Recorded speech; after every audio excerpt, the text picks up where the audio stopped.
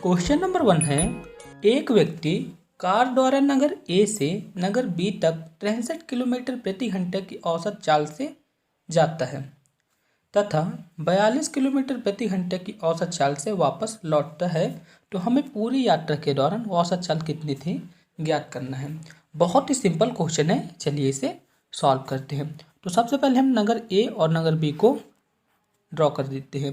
तो हमने यहाँ पे नगर ए मान लिया और यहाँ पे हमने मान लिया नगर बी। तो क्वेश्चन पे बोला है, एक व्यक्ति कार द्वारा नगर ए से नगर बी तक यानी कि ए से बी तक किस रफ्तार से जाता है, 63 किलोमीटर प्रति घंटा।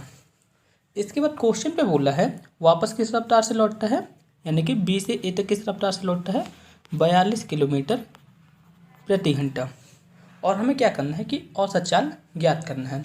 तो आप सभी लोग को औसत चाल की फॉर्मूला पता होगा। तो औसत चाल का फॉर्मूला क्या होता है, आप सभी लोग सोचें और बताएं। तो आप सभी लोग का जवाब रहेगा कि औसत चाल का फार्मूला होता है 2xy बटे x प्लस वाई। तो आप सभी लोग सोच रहे होंगे यहाँ पे x और y तो दिया नहीं है, तो हम क्या करते हैं, नगर a से b तक की औसत चाल को x मान लेते हैं।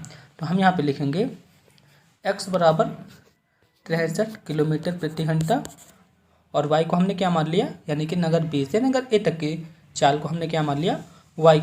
ठीक है, तो हम यहाँ पे लिखेंगे y बराबर 42 किलोमीटर प्रति घंटा। तो हमें यहाँ से x और y की वैल्यू पता चल गई। तो अब हम क्या करते हैं, औसत चाल के फॉर्मूले पे x और y की वैल्यू को रख देते हैं, तो आंसर आ जाएगा। तो अब हम यहाँ पे लिखेंगे औसत चाल बराबर 2x की वैल्यू को हमने क्या माना था, 63, y की वैल्यू को हमने क्या माना था, 42, और इसके बाद क्या था, x प्लस वाई यानी कि 63 प्लस 42। तो बस आप इसे सॉल्व कर दीजिए, आंसर आ जाएगा। तो हम यहाँ पे क्या कर रहे हैं, 63 और 42 को आपस में जोड़ दे रहे हैं। तो यहाँ पे आ जाएगा 2 इंटू 63 इंटू 42 और यहाँ पे आ जाएगा 105 आ जाएगा। अब क्या करते हैं, 21 से इसे काट देते हैं। तो बताइए कितना कितना आ जाएगा। तो यहाँ पे 21 पंचे 105 आ जाएगा और यहाँ पे आ जाएगा 21 तियाँ 63। अब क्या करते हैं, 2 तियाँ 6 और 42 का आपस में गुणा कराएंगे तो कितना आ जाएगा, 6 और 42 का आपस में गुणा करा देंगे तो आ जाएगा 252 और बटे में 5 तो रहेगा ही, और यहाँ पे क्या रहेगा, औसत चाल। तो आप सभी लोग बताएं अब औसत चाल कितनी आएगी। तो इसे सॉल्व कर देते हैं। तो यहाँ पे आ जाएगा 25 यहाँ पे 0 बचा, तो यहाँ पे कितना आ जाएगा, 500 और यहाँ कितना आ जाएगा, 5 को 20 यानी कि 50.4 किलोमीटर प्रति घंटा उसकी औसत चाल थी। ऑप्शन नंबर 20 का राइट आंसर रहा। नेक्स्ट क्वेश्चन है, 3 क्रमिक पूर्णांक संख्याओं का कुल योग 1350 हो तो सबसे छोटी व सबसे बड़ी संख्या का योग कितना होगा। बहुत ही सिंपल क्वेश्चन है।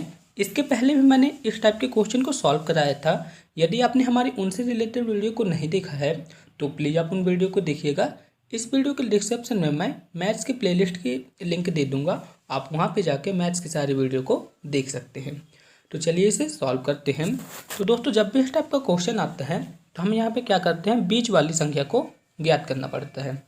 तो यहाँ पे क्या बोला है, 3 क्रमिक पूर्णांक संख्याओं का कुल योग 1350 है। तो आप सभी लोग बताएं इसकी बीच वाली संख्या कितनी आएगी। तो हम यहाँ पे लिखेंगे बीच वाली संख्या। आप सभी लोग सोचें और बताएं यहाँ पे बीच वाली संख्या क्या आ सकती है। तो आप सभी लोग का आंसर रहेगा, बीच वाली संख्या रहेगी 1350 बटे 3, यानी कि जब हम 1350 में 3 का भाग दे देंगे तो हमें बीच वाली संख्या पता चल जाएगी। तो यहाँ पे कितना आ जाएगा, 3 चौको 12, 3 5 15 और 0 यहाँ पे आ जाएगा। ठीक है, यानी कि बीच वाली संख्या कितनी आ गई, 450।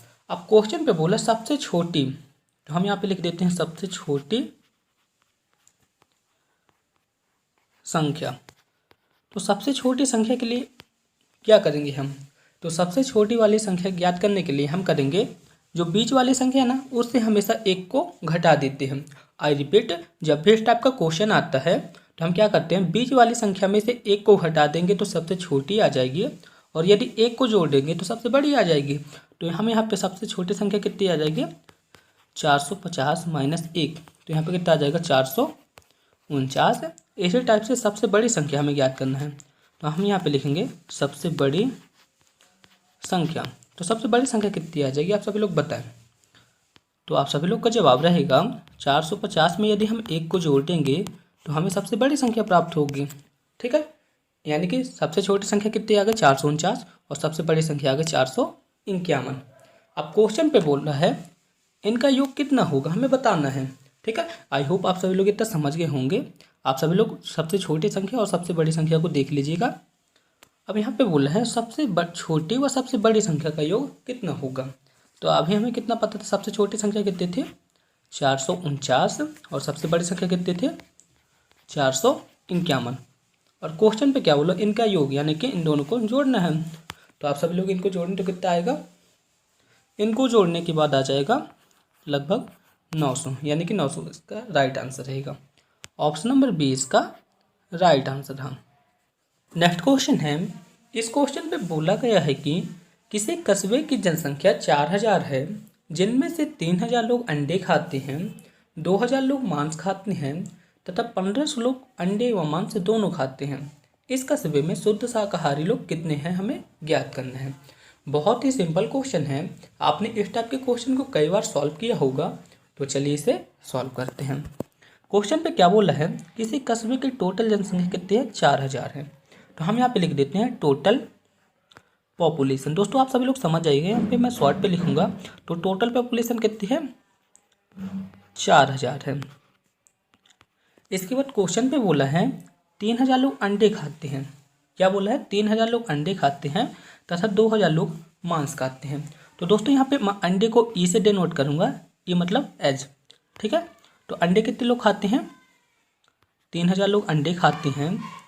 ठीक है, इसके बाद मांस कितने लोग खाते हैं, मांस को हम एम से डिनोट करेंगे। तो मांस कितने लोग खाते हैं 2000 लोग खाते हैं। इसके बाद क्वेश्चन पे बोला है 1500 लोग अंडे व मांस दोनों खाते हैं। तो हमें बताना है इस कस्बे में शुद्ध शाकाहारी लोग कितने हैं। तो हम यहाँ पे वेजिटेरियन लिख देंगे, वेजिटेरियन यानी कि भी से डिनोट कर देंगे। तो यहाँ पे वेजिटेरियन आ गए। अब इसके बाद क्वेश्चन पे बोला है 1500 लोग अंडे व मांस दोनों खाते हैं। तो हम यहाँ पे क्या करेंगे, यहाँ पर माइनस का सिंबल लेंगे।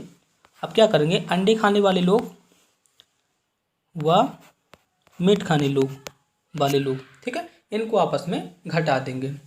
तो यहाँ पे वेजिटेरियन को हमें पता नहीं है वेजिटेरियन कितने हैं, जबकि अंडे व मांस खाने वाले लोग कितने हैं 1500 हैं। बस आप इसे सॉल्व कर दीजिए, आंसर आ जाएगा।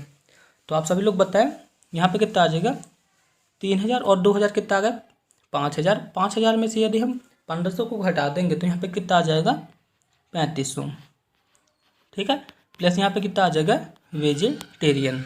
और यहाँ पे टोटल पॉपुलेशन कितनी है 4000 है, आप सभी लोग देख ही रहे हैं। तो आप सभी लोग बताएं अब वेजिटेरियन कितने आएंगे। तो आप सभी लोग का सीधा सा जवाब रहेगा वेजिटेरियन बराबर 4000 माइनस 3500, यानी कि वेजिटेरियन लोगों की संख्या कितनी है 500, यानी कि शाकाहारी लोग कितने हैं 500 लोग हैं। ऑप्शन नंबर ए इसका राइट आंसर था। आई होप आप सभी लोग समझ गए होंगे। चलिए तो फिर नेक्स्ट क्वेश्चन की ओर चलते हैं। नेक्स्ट क्वेश्चन है, इस क्वेश्चन पे बोला गया है कि 80 रुपये अंकित मूल्य के छाते को 68 रुपये में बेचा गया तो छूट की दर कितने प्रतिशत थी, हमें ज्ञात करना है। बहुत ही सिंपल क्वेश्चन है, चलिए इसे सॉल्व करते हैं। क्वेश्चन पे क्या बोला है 80 रुपये के छाते को 68 रुपये में बेचा जाता है। तो आप सभी लोग बताएं इसमें छूट कितने मिल रहे हैं। तो आप सभी लोग का सीधा सा जवाब रहेगा, तो हम यहाँ पे लिखेंगे छूट की राशि, यानी कि डिस्काउंट की राशि कितनी हो जाएगी। तो 80 माइनस 68, यानी कि 12 रुपये जो है तो हमें छूट की राशि प्राप्त हो गई। तो हमें बताना है कि छूट की दर कितने प्रतिशत होगी। तो आप सभी लोग जानते हैं कि लाभ और हानि की गणना किस मूल पर की जाती है, हमेशा क्रय मूल पर की जाती है। सेम टू सेम वही प्रोसेस यहाँ पे भी लगेगी। तो हम यहाँ पे लिखेंगे छूट की दर बराबर, तो हम यहाँ पे लिखेंगे 12/80 इंटू 100। दोस्तों यहाँ पे जो 80 है ना, यही यहाँ पर क्रय मूल का काम करेगा। तो आप सभी लोग बताएं यहाँ पे कितना आ जाएगा। तो हम इसे सॉल्व करते हैं। तो यहाँ पे लिखेंगे 20 पंचे 100, 20 चौको 80, और यहाँ पे कितना आ जाएगा 4 एकम 4 और 4 तियां 12। यदि हम 3 और 5 का आपस में गुणा करा देंगे तो कितना आ जाएगा 15%। यानी छूट की दर कितने प्रतिशत आ गई 15%। ऑप्शन नंबर ए इसका राइट आंसर है। नेक्स्ट क्वेश्चन है, किसी खंभे का 2/5 भाग कीचड़ में है तथा शेष का 1/3 भाग 6 मीटर जल के ऊपर है, तो खंभे की लंबाई क्या होगी। बहुत ही इजी क्वेश्चन है लेकिन थोड़ा सा टफ है, इसलिए आप सभी लोग इसे सॉल्व करने की कोशिश करिएगा। तो चलिए इसे एक बार सॉल्व कर रहे हैं। क्वेश्चन पे क्या बोला है, हमें खंभे की लंबाई ज्ञात करना है। तो सबसे पहले हमने मान लिया कि खंभे की लंबाई कितनी है, एल है। ठीक है, हमने मान लिया कि एक ये जो है तो एक खंभा है, इसकी लंबाई कितनी है, एल है। इसके बाद क्वेश्चन पे बोला है किसी खंभे का 2/5 भाग कीचड़ में है, यानी जो खंभा है इसका 2/5 भाग जो है तो कीचड़ में है, यानी कि इतना भाग जो है तो कीचड़ में है। तो हमने मान लिया कि इसका 2/5 भाग कीचड़ में है। ठीक है, इस लंबाई का 2/5 भाग कीचड़ में है, तो शेष भाग कितना कहला जाएगा, शेष भाग कहला जाएगा 3/5।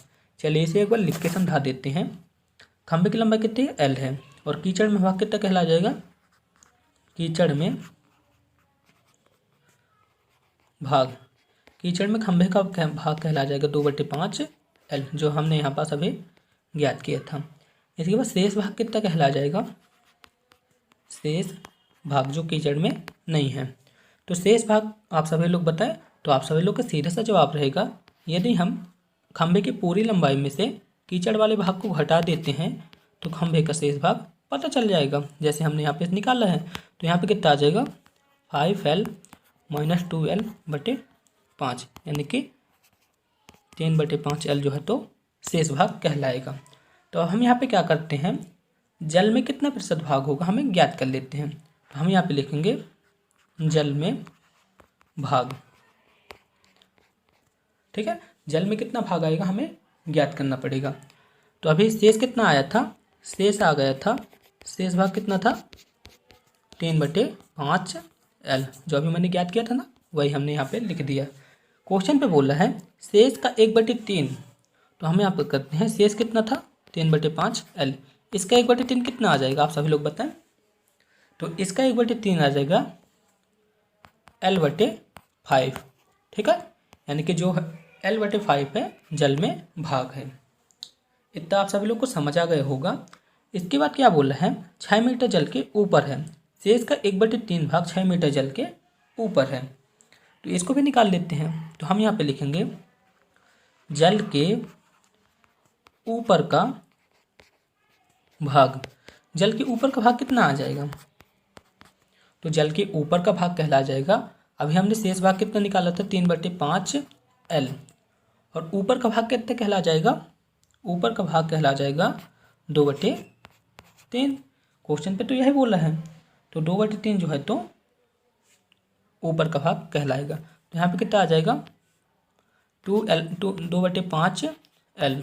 ठीक है, यानी जल के ऊपर का भाग कितना कहलाएगा 2/5L, और इसकी वैल्यू कितना बोला गया है 6 मीटर जल के ऊपर है। इसकी वैल्यू यहाँ पे बताया गया है, तो यहाँ पे हमने लिख दिया 2/5L = 6। इतना आप सभी लोग को समझ आ गया होगा। तो बस आप इसे सॉल्व करना है। तो हम यहाँ पे लिखेंगे L = 6 × 5, तेरिया गुणा करा देते हैं और यहाँ पे 2 लिख दिए। तो यहाँ पे कितना आ जाएगा 2 एकम 2, 2 तियां 6, तो यहाँ पे कितना आ गया 15। ठीक है, यानी कि खंभे की लंबाई कितनी आ गई 15 मीटर आ गई।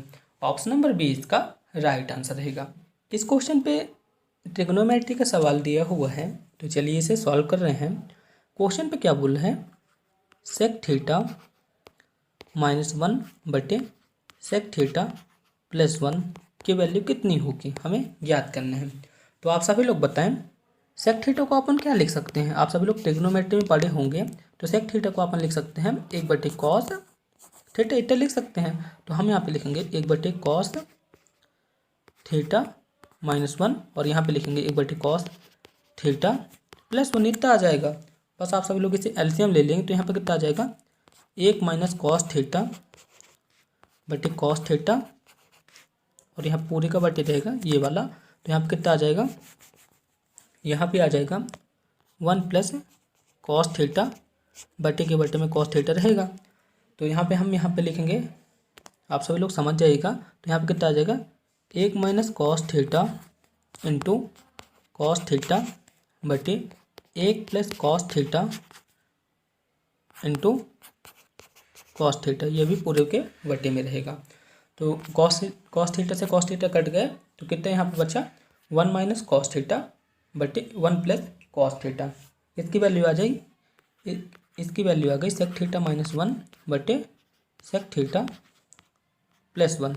इसकी वैल्यू आ गई 1 माइनस कॉस थीटा बटे 1 प्लस कॉस थीटा, यानी कि ऑप्शन नंबर ए इसका राइट आंसर रहेगा। हालांकि मैंने इस टाइप के क्वेश्चन को कई बार सॉल्व कराया था, तो आई होप आप सभी लोग से बनता होगा। चलिए तो फिर नेक्स्ट क्वेश्चन की ओर चलते हैं। नेक्स्ट क्वेश्चन है, एक व्यक्ति घर से स्कूल 3 किलोमीटर प्रति घंटा की चाल से तथा स्कूल से घर 2 किलोमीटर प्रति घंटा की चाल से लौट रहा है, तो संपूर्ण यात्रा में औसत चाल कितने थे हमें ज्ञात करना है। तो चलिए इसे सॉल्व कर रहे हैं। क्वेश्चन पे हमें क्या करना है, औसत चाल को ज्ञात करना है। जैसे अभी मैंने फर्स्ट नंबर के क्वेश्चन पे बताया था, सेम टू सेम वैसे ही सॉल्व करना है। तो चलिए इसे एक बार सॉल्व कर रहे हैं। तो औसत चाल का फार्मूला मैंने क्या बताया था, आप सभी लोग को याद होगा। औसत चाल का फार्मूला मैंने बताया था 2xy बटे x प्लस वाई। ठीक है, तो हम यहाँ पे क्या कर रहे हैं, एक व्यक्ति घर से स्कूल, ठीक है, जैसे हमने यहाँ पे घर बना दिया और यहाँ पे हमने बना लिया स्कूल। ठीक है, तो घर से स्कूल कितने किलोमीटर प्रति घंटे की चाल से चलता है, 3 किलोमीटर प्रति घंटे की चाल से। और स्कूल से घर किस रफ्तार से चलता है, 2 किलोमीटर प्रति घंटे की चाल से। तो हमें क्या करना है, औसत चाल को ज्ञात करना है। तो हम मान लेते हैं घर से जब स्कूल जाता है तो उसकी चाल x मान लेते हैं, और जब स्कूल से घर आता है तो उसकी चाल को हम मान लेते हैं y।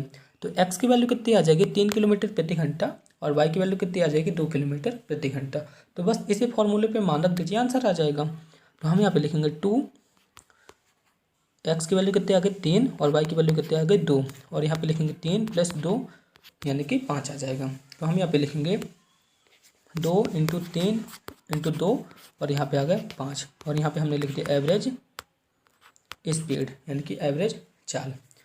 तो बताइए कितना आ जाएगा। तो यहाँ पे आ जाएगा 3 दूनी 6 6 दूनी 12, तो यहाँ पे लिखेंगे 12/5। तो 12/5 को अपन क्या लिख सकते हैं, 12/5 को अपन लिख सकते हैं 5 दूनी 10 और यहाँ पे आ जाएगा 4, यानी कि 2.4 किलोमीटर प्रति घंटा उसकी औसत चाल कहलाएगी। ऑप्शन नंबर ए इसका राइट आंसर रहा। चलिए तो फिर नेक्स्ट क्वेश्चन की ओर चलते हैं। नेक्स्ट क्वेश्चन है, इस क्वेश्चन पे बोला गया है कि यदि एक नल किसी हौज को 10 घंटे में भर सकता है तथा दूसरा नल किसी हौज को 15 घंटे में भर सकता है, यदि दोनों नल एक साथ खोल दिए जाएं तो कितने घंटे में हौज पूरा भर जाएगा। बहुत ही इजी क्वेश्चन है, चलिए इसे सॉल्व कर रहे हैं। इस टाइप के क्वेश्चन को मैंने हालांकि करा दिया था, लेकिन फिर भी इसे एक बार सॉल्व करते हैं। तो क्वेश्चन पे क्या बोला, एक नल किसी हौज को 10 घंटे में भरता है तथा दूसरा नल उसी हौज को 15 घंटे में भरता है, यदि दोनों को एक साथ खोल दिया जाए तो कितने घंटे में भरेंगे। बहुत ही ईजी है, चलिए इसे सॉल्व करते हैं। तो मैंने बताया था जब भी इस टाइप का क्वेश्चन आता है तो इसके लिए मैंने शॉर्ट ट्रिक भी बताया था और एलसीएम प्रोसेस वाली विधि भी बताया था। तो हम इसे शॉर्ट ट्रिक से करेंगे। तो जब भी दोनों को एक साथ करने के लिए कहा जाए तो हम यहाँ पे लिखेंगे x इंटू वाई और यहाँ पे लिख देंगे x प्लस वाई, जब दोनों को एक साथ कहा जाता है। तो हम यहाँ पे लिखेंगे समय, ठीक है, यहाँ पे समय बोला है ना, कितने घंटे में भरेगा, यानी कि हमें समय को ज्ञात करना है। तो x की वैल्यू कितनी आ जाएगी, x की वैल्यू को हम मानेंगे 10 और y की वैल्यू को हम मानेंगे 15। तो यहाँ पे कितना आ जाएगा 10 इंटू 15 और यहाँ पे आ जाएगा 10 प्लस 15, तो यहाँ पे आ जाएगा 150 और यहाँ पे आ जाएगा 25। तो 150 में यदि हम 25 का भाग दे देंगे तो कितना आ जाएगा 6 घंटे। ऑप्शन नंबर बी इसका राइट आंसर रहेगा। नेक्स्ट क्वेश्चन है, इस क्वेश्चन पे बोला गया है कि यदि एक नल किसी हौज को 10 घंटे में भरता है तथा दूसरा नल किसी हौज को 15 घंटे में भर सकता है, यदि दोनों को एक साथ खोल दिया जाए तो हौज कितने घंटे में भरेगा, यानी कि हमें समय को ज्ञात करना है। यदि हम पहले नल को ए मान लेते हैं जो कि कितने घंटे में भरता है 10 घंटे में भरता है, और दूसरे नल को हम बी मान लेते हैं जो कि कितने घंटे में भरता है 15 घंटे में भरता है, और टोटल हौज में कितना पानी आएगा आप सभी लोग बताएं। तो टोटल हौज में पानी आ जाएगा 30, यानी कि 15 और 10 का एलसीएम जो है तो टोटल हौज में पानी आ जाएगा। जब ए 10 घंटे में भरता है और बी 15 घंटे में भरता है तो 1 घंटे में ए कितना पानी भरेगा, 3 भरेगा, और बी कितना भरेगा, 2 भरेगा। अब क्या करते हैं, इन दोनों को आपस में जोड़ देते हैं तो कितना आ जाएगा, 5 आ जाएगा। और इसी 5 का यदि हम टोटल पानी में भाग लगा देंगे तो आंसर आ जाएगा। तो यहाँ पे कितना आ जाएगा, 6 आ जाएगा, यानी कि 6 घंटे में पूरा और भर जाएगा। ऑप्शन नंबर 20 का राइट आंसर रहेगा। आप सभी लोग को जो भी मेथड सही लगे आप सभी लोग उसी मेथड से सॉल्व करिएगा। चलिए तो फिर नेक्स्ट क्वेश्चन की ओर चलते हैं। नेक्स्ट क्वेश्चन है, इस क्वेश्चन पे बोला गया है कि पिता पुत्र की औसत आयु 28 वर्ष है तथा उनकी आयु का अनुपात कितना है, 3:1 है, तो पिता की आयु ज्ञात करना है। क्वेश्चन पे क्या बोला, पिता और पुत्र की औसत आयु। यदि हम पिता और पुत्र की कुल आयु निकालना चाहें तो कितने आएगी, आप सभी लोग बताएं। तो क्वेश्चन पे बोला है औसत आयु बताई गई है, तो हमें बताना है कि उनकी कुल आयु कितनी होगी। तो हम यहाँ पे लिखेंगे पिता व पुत्र की कुल आयु। कुल आयु कितने कहला जाएगी, आप सभी लोग बताएं। तो कुल आयु कहला जाएगी 28 × 2 = 56 वर्ष, यानी कि दोनों की आयु का योग कितना कहला जाएगा, 56 वर्ष। यहाँ पे पर एक के लिए बताया गया था, यानी कि औसत आयु है 28 वर्ष, तो हमने यहाँ पे कुल आयु को ज्ञात कर लिया। अब क्वेश्चन पे क्या बोला, यदि उनकी आयु का अनुपात कितना है, 3:1 है, तो पिता की आयु क्या होगी। बहुत ही सिंपल क्वेश्चन बन गया। तो आप सभी लोग जानते होंगे जब भी इस टाइप का क्वेश्चन आता है तो क्या करते हैं, पिता की आयु याद करना है। तो हम यहाँ पे लिखेंगे पिता की आयु बराबर, तो यहाँ पे टोटल आयु लिखेंगे। टोटल आयु कितनी है, 56 वर्ष है, और किसकी आयु ज्ञात करना है, हमने पिता की आयु को ज्ञात करना है। तो अनुपात कितना है, पिता के लिए 3 है, और इन्हीं अनुपात को आपस में जोड़ देते हैं, यानी कि 3 + 1 यहाँ पे लिख देते हैं। तो यहाँ पे आ जाएगा 56 × 3/3 + 1, ठीक है ना। पिता के लिए सबसे पहला अनुपात कितना, 3 है, और पुत्र के लिए कितना, 1 है। तो इन दोनों का अनुपात को आपस में जोड़ देते हैं, और हमें क्या करते हैं, यहाँ पे कर रहे हैं पिता की आयु। तो पिता की आयु कितनी आ जाएगी, आप सभी लोग बता दें अब। तो यहाँ पे हम लिखेंगे 56 × 3/4, तो यहाँ पे कितना आ जाएगा, 4 × 4, और यहाँ पे आ जाएगा 14 जो को 56। तो 14 और 3 का आपस में गुण होगा तो कितना आ जाएगा, 42 वर्ष। ऑप्शन नंबर सी इसका राइट आंसर रहेगा, यानी कि पिता की आयु कितनी आ गई, 42 वर्ष। ऑप्शन नंबर सी इसका राइट आंसर है। दोस्तों मेरे टेलीग्राम ग्रुप का नाम है एग्जाम रेज। आप सभी लोग टेलीग्राम पे जाके एग्जाम रेज नाम डालकर सर्च करके ज्वाइन हो सकते हैं। यहाँ पे मैं डेली क्विज़ कराता हूँ और PDF इसी पे अपलोड करता हूँ, जो आपके लिए बहुत ही इंपॉर्टेंट है। सो प्लीज़ जाइए और इस ग्रुप से ज्वाइन हो जाइए, आपके लिए बहुत इंपॉर्टेंट है। दोस्तों मेरी इंस्टाग्राम ID का नाम है एग्जाम रेज। आप सभी लोग इंस्टाग्राम पे जाके एग्जाम रेज नाम डालकर सर्च कर लीजिएगा और इसे फॉलो कर लीजिएगा। यहाँ पे मैं डेली करंट अफेयर के क्वेश्चन को कंप्लीट कराता हूँ जो एग्जाम पे आ सकते हैं।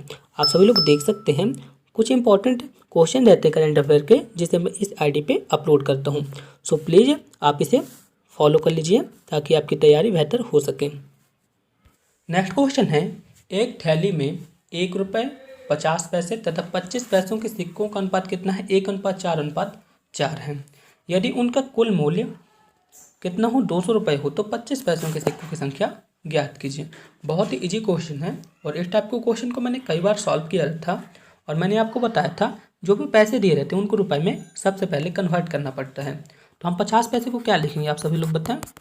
तो 50 पैसे को हम लिखेंगे, 50 पैसे में यदि हम 100 पैसे का भाग दे देते हैं तो रुपए में कन्वर्ट हो जाएगा। यदि हम 50 पैसे को हम क्या लिख सकते हैं, 1/2। इसी टाइप से 25 पैसे को क्या लिख सकते हैं, 25/100, यानी कि 1/4 लिख सकते हैं।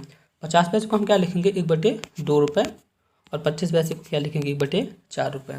अब क्वेश्चन पे क्या बोला, 1 रुपये के सिक्कों की संख्या कितनी है, 1:4 है।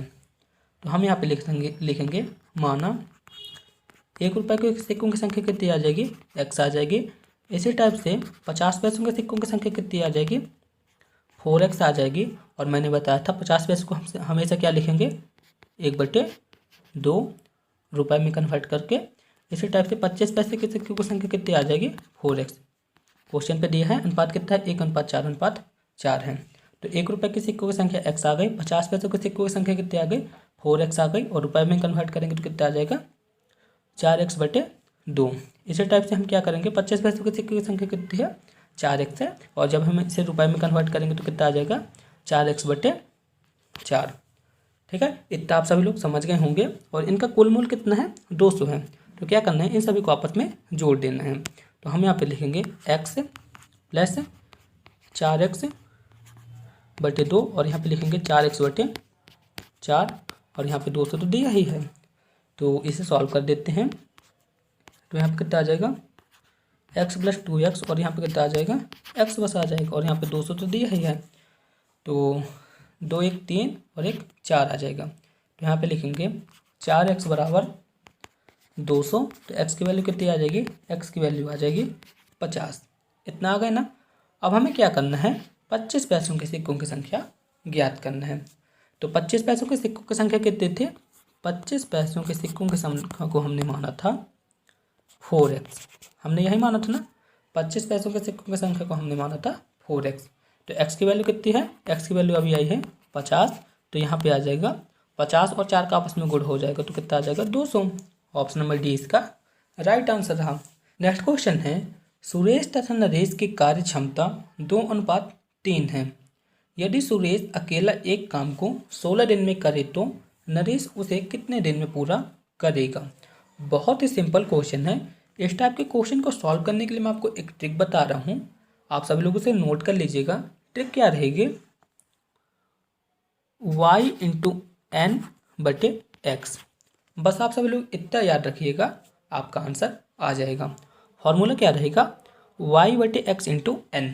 ठीक है, आप सभी लोग सोच रहे होंगे कि यहाँ पे x और x y और n क्या है, तो आपको मैं बता रहा हूँ। जैसे यहाँ पे अनुपात क्या है 2/2:3। ठीक है, तो इसको हमने मान लिया कि x/y है, यानी कि x/y की वैल्यू कितनी है 2/3 है। ठीक है, और n को हम क्या मानेंगे जो भी दिन दिया रहेगा, तो n की वैल्यू कितनी है 16 है।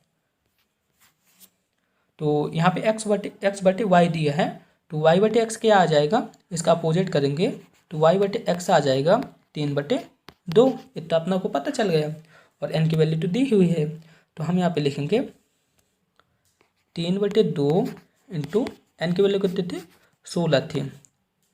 ठीक है, तो यहाँ पे कितना आ जाएगा 2/16 और यहाँ पे कितना आ जाएगा 3 और 8 को गुणा करेंगे तो 24 आ जाएगा। यानी कि नरेश उस कार्य को कितने दिन में करेगा 24 दिन में करेगा। नेक्स्ट क्वेश्चन है, इस क्वेश्चन पे बोला गया है कि 60 मीटर प्रति घंटा की दर से गतिमान 750 मीटर लंबी रेलगाड़ी को एक सिग्नल पोस्ट पार करने में कितना समय लगेगा। बहुत ही इजी क्वेश्चन है, और इस क्वेश्चन में हमें क्या ज्ञात करना है समय ज्ञात करना है। और समय का फॉर्मूला क्या होता है आप सभी लोग बताएं। समय का फॉर्मूला होता है दूरी बटे चाल, यही होता ना। दूरी कितनी बताई गई है जो भी रेलगाड़ी की लंबाई रहेगी, तो दूरी यहाँ पे कितनी है 750 मीटर है, और यहाँ पे चाल कितनी है 60 किलोमीटर प्रति घंटा है। तो बस आप इसे सॉल्व कर दीजिए आंसर आ जाएगा। तो हम यहाँ पे लिखेंगे समय बराबर 750/60। लेकिन आप सभी लोग को एक सबसे ज़रूरी बात यहाँ पे ये है, यहाँ पे मीटर पे बोला है। ठीक है, मीटर पे बोला, और ये जो चाल है किलोमीटर प्रति घंटे पे दी हुई है। तो हम इसे क्या करेंगे किस में कन्वर्ट कर लेंगे मीटर प्रति सेकंड में कन्वर्ट कर लेंगे। कैसे कन्वर्ट करेंगे, यदि हम चाल में 5/18 का गुणा करा देते हैं तो यहाँ पे आंसर आ जाएगा। तो आप सभी लोग बताएं इसे कैसे सॉल्व करेंगे अब। तो हम यहाँ पे लिखेंगे 3 × 18 और यहाँ पे कितना आ जाएगा, यहाँ पे 20 आ जाएगा, और यहाँ पे अब कितना आ जाएगा 2 3 6 और यहाँ पे 10 आ जाएगा। तो यहाँ पे हम लिख सकते हैं 50/3 मीटर प्रति सेकंड, और ये यहाँ पे मीटर पे तो दिया ही था। तो हम यहाँ पे क्या लिखेंगे 750/50/3, और यहाँ पे समय तो लिखा था। तो यहाँ पे कितना आ जाएगा, ये जो है तो ऊपर जाएगा, तो यहाँ पे कितना आएगा 750 × 3 और यहाँ पे 50 रहेगा। ठीक है, तो आप सभी लोग इसे सॉल्व करें। तो 1 0 से 1 0 यहाँ पर कट गया, और यहाँ पे कितना आ जाएगा 5 × 5, यहाँ पे 2 बचा, और यहाँ पे कितना आ जाएगा 15 आ जाएगा। तो 15 और 3 का आपस में गुणा करा देंगे तो कितना आ जाएगा 45 सेकंड। ऑप्शन नंबर बी इसका राइट आंसर रहेगा। नेक्स्ट क्वेश्चन है, इस क्वेश्चन पे बोला है कि किसी निश्चित स्थान पर एक निश्चित दर से 2 वर्ष का साधारण ब्याज 120 तथा चक्रवृद्धि ब्याज कितना है 129 है, तो ब्याज की वार्षिक दर कितनी होगी। बहुत ही सिंपल है, चलिए इसे सॉल्व करते हैं। 2 वर्ष का सिंपल इंटरेस्ट कितना है 120 है और 2 वर्ष का चक्रवृद्धि ब्याज कितना है 129 है। दोनों में कितने का अंतर है, सिर्फ 9 का अंतर है। ठीक है, इतना आप सभी लोग समझ में आ गए ना। यानी कि दोनों में कितने का अंतर है 120 और 129 में कितने का अंतर है, सिर्फ 9 रुपये का अंतर है। इसके बाद हमें क्या करना है, हमें ब्याज की दर निकालना है। तो आप सभी लोग बताएं 2 वर्ष का साधारण ब्याज कितना है 120 रुपये है, तो 1 वर्ष का कितना आएगा। आप सभी लोग बताएं 2 वर्ष का साधारण ब्याज 120 रुपये है, तो 1 वर्ष का साधारण ब्याज कितना आएगा। तो आप सभी लोग का सिंपल सा जवाब रहेगा 1 वर्ष का सिंपल इंटरेस्ट कहलाएगा 60 रुपये। बस यह जो 60 रुपये है मूलधन का काम करेगा। ठीक है ना, तो 1 वर्ष का साधारण ब्याज कितना आ गया 60 आ गया। तो हम यहाँ पे क्या लिखेंगे, यहाँ पे लिखेंगे 9/60 × 100 और यहाँ पे लिख देंगे दर बराबर। ठीक है, तो दर बराबर क्या आ जाएगा, दोनों में अंतर कितना था 9 का था और यहाँ पे हम क्या लिखेंगे 60 लिखेंगे × 100। इतना आप सभी लोग को समझ आ गया होगा। तो बस आपको कोई से सॉल्व बस करना है। तो यहाँ पे कितना आ जाएगा 3 × 9 और यहाँ पे कितना आ जाएगा 20, 20 से कम 20, 20 पंचे 100 और 3 और 5 का यदि आपस में गुणा करा देंगे तो कितना आ जाएगा 15%। यानी कि ब्याज की दर कितनी आ गई 15% आ गई। ठीक है, नेक्स्ट क्वेश्चन है, केंद्रक त्रिभुज की मध्यिका को किस अनुपात में विभाजित करता है। तो इसका आंसर आप सभी लोग स्वयं बताएं।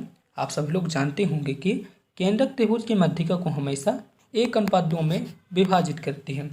ऑप्शन नंबर ए इसका राइट आंसर रहेगा। चलिए तो फिर नेक्स्ट क्वेश्चन की ओर चलते हैं। नेक्स्ट क्वेश्चन है, निम्न में से किस देश ने शून्य की खोज की थी। तो इसका आंसर आप सभी लोग बताइए क्या हो सकता है। तो इसका राइट आंसर रहेगा भारत देश ने शून्य की खोज की थी। बहुत ही ईजी था। चलिए तो फिर नेक्स्ट क्वेश्चन की ओर चलते हैं। नेक्स्ट क्वेश्चन है, रोमन संख्या में 43 को कैसे लिखेंगे। आप सभी लोग रोमन संख्या तो जानते होंगे। जैसे हम 1 को क्या लिख सकते हैं रोमन संख्या पे, इस टाइप से लिखते हैं। 2 को इस टाइप से लिखते हैं। तो आपको बताना है कि उसी टाइप से 43 को क्या लिखेंगे। तो उसी टाइप से 43 को लिखेंगे XLIII। ठीक है, ऑप्शन नंबर बी इसका राइट आंसर रहेगा। नेक्स्ट क्वेश्चन है दोस्तों, अब रीजनिंग के क्वेश्चन आ गए हैं। तो चलिए रीजनिंग के क्वेश्चन को भी सॉल्व करते हैं। तो रीजनिंग का पहला क्वेश्चन है, एक्स कहता है वाई से, अगर मैं तुम्हारे पिता का बेटा नहीं हूँ, तुम मेरे भाई नहीं हो, तो एक्स का वाई से क्या संबंध है। बहुत ही इजी क्वेश्चन है। चलिए इसे सॉल्व करते हैं। दोस्तों आप सभी लोग इसे सॉल्व कर लीजिएगा। यहाँ पे मैं आपको सभी लोग को इसका आंसर बता देता हूँ। तो इसका राइट आंसर रहेगा वहन। ऑप्शन नंबर ए इसका राइट आंसर रहेगा। दोस्तों हालांकि मैंने रीजनिंग की कई वीडियो अपलोड की थी। यदि आपने रीजनिंग की वीडियो को नहीं देखा है तो प्लीज़ आप उन वीडियो को भी देखिएगा। लिंक मैंने इस वीडियो के डिस्क्रिप्शन में दे दिया है। तो चलिए नेक्स्ट क्वेश्चन की ओर चलते हैं। नेक्स्ट क्वेश्चन है, कूट भाषा में यदि सी को क्या लिखा जाता है 3 लिखा जाता है। क्वेश्चन पे बताया गया है कि कूट भाषा में सी को 3 लिखा जाता है। फियर को क्या लिखा जाता है FEAR। फियर को क्या लिखा जाता है 30 लिखा जाता है। तो हेयर को क्या लिखा जाएगा। बहुत ही सिंपल है। अल्फ़ाबेट पे एफ कितने नंबर पे आता है 6 नंबर पे आता है। यहाँ पे 6 मैंने लिख दिया। ई कौन से नंबर पे आता है 5वें नंबर पे। ए कौन से नंबर पे आता है पहले नंबर पे। और आर जो है तो 18वें नंबर पे आता है। तो 6 + 5 + 1 + 18 तो कितना आ जाएगा आप सभी लोग बताएं। 6 × 5 = 11, 11 × 1 = 12, 12 और 18 को आपस में जोड़ देते हैं कितना आ जाता है 30 आ जाता है। उसी टाइप से हमें क्या करना है हेयर को लिख देना है। तो एच कौन से अल्फ़ाबेट पे अक्षर पे आता है। एफ जो है तो अल्फ़ाबेट पे 8वें नंबर पे आता है। ए कौन से नंबर पे आता है पहले नंबर पे आता है। आई कौन से नंबर पे आता है आप सभी लोग बताएं। तो आई आता है 9वें नंबर पे। और आर कौन से नंबर पे आता है 18वें नंबर पे, अभी मैंने बताया था। तो यहाँ पे कितना आ जाएगा 8 × 1 = 9, 9 × 9 = 18, 18 और 18 को आपस में जोड़ देंगे तो कितना आ जाएगा 36, यानी कि हेयर का कोड क्या आ जाएगा 36 आ जाएगा। ऑप्शन नंबर सी इसका राइट आंसर रहेगा। चलिए तो फिर नेक्स्ट क्वेश्चन की ओर चलते हैं। नेक्स्ट क्वेश्चन है दी गई श्रृंखला का अगला पद क्या होगा। बहुत अच्छा क्वेश्चन है, चलिए इसे सॉल्व करते हैं। तो यहाँ पे श्रृंखला क्या है 1 3 5 7, यानी कि ये जो भी श्रृंखला है इसमें विषम पद को दिया गया है। जैसे 1 के बाद 3 आता है, 3 के बाद 5 आता है, 5 के बाद कितना आता है 7 आता है। यदि आप सभी लोग इनका गैप देखें तो 2 का गैप है, ठीक है, 2 का गैप है ना। तो यहाँ पे कितना आ जाएगा, साथ में यदि हम 2 को जोड़ देते हैं कितना आ जाएगा 9 आ जाएगा, यानी कि अगला पद क्या आएगा 9। ऑप्शन नंबर बी इसका राइट आंसर था। चलिए तो फिर नेक्स्ट क्वेश्चन की ओर चलते हैं। नेक्स्ट क्वेश्चन है, इस क्वेश्चन पे बोला गया है कि निम्नलिखित में से कौन सा शब्द असंगत लिखा हुआ है, यानी कि ऑड वर्ड कौन सा है। आप सभी लोग देखें और इसके आंसर को बताएं। जैसे यहाँ पे कोयला लिखा है, पेट्रोल लिखा है और यहाँ पे सौर ऊर्जा लिखा है और यहाँ पे जीवाश्म ईंधन लिखा है। तो आप सभी लोग बताएं इनमें से ऐसा कौन सा शब्द है जो यहाँ पे असंगत है। तो जैसे यदि आप कोयला को देखेंगे तो कोयला एक बार यूज होने के बाद दोबारा नहीं यूज होता है। उसी टाइप से पेट्रोल को एक बार यूज करने के बाद उसे दोबारा यूज नहीं कर सकते हैं। इसी टाइप से जीवाश्म ईंधन का भी एक बार यूज करने के बाद उसे दोबारा यूज नहीं कर सकते हैं। जीवाश्म ईंधन मतलब पेट्रोलियम। इसी प्रकार सौर ऊर्जा लिखी है तो सौर ऊर्जा को कई बार यूज कर सकते हैं, इसलिए ऑप्शन नंबर डी यहाँ पे असंगत शब्द रहेगा। ऑप्शन नंबर डी इसका राइट आंसर रहेगा।